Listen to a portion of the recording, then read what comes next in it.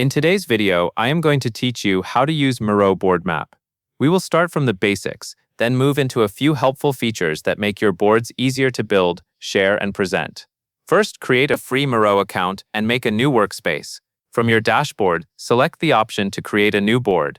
This opens a blank canvas where you can map ideas, plan projects, or organize research. It helps to rename your board early so it is easy to find later. Next, get comfortable moving around the canvas. Use your mouse wheel to zoom in and out so you can work close up or see the bigger picture. To pan across the board, right-click and drag. If you are on a trackpad, pinch to zoom and use 2 fingers to swipe around.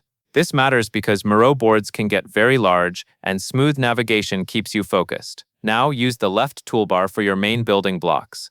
Start with sticky notes. Select the sticky note tool, choose a color, then click or drag to place it on the board. Sticky notes are great for brainstorming because you can quickly add short ideas and move them around as you group themes. For headings or longer labels, add text boxes. For structure, insert shapes like rectangles or circles to represent steps or categories. To show relationships between ideas, use connection lines. Select the line tool and drag from one note or shape to another. This is how you build flowcharts, processes, and simple maps. Keep your layout readable by aligning items and leaving space between sections. To stay organized, add frames. Frames act like slide-sized sections that hold related content. Place your notes, shapes, and diagrams inside a frame to keep your board tidy and easy to navigate. Frames are also important later for presenting. When you are ready to work faster, open the template library. Templates can instantly set up formats like Kanban boards, customer journey maps, or mind maps, so you do not have to build everything from scratch.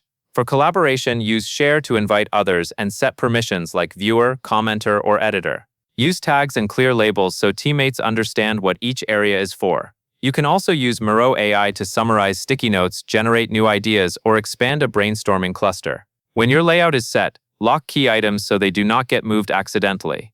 Finally, present your work by using frames as a presentation path, and during meetings you can bring everyone to your view.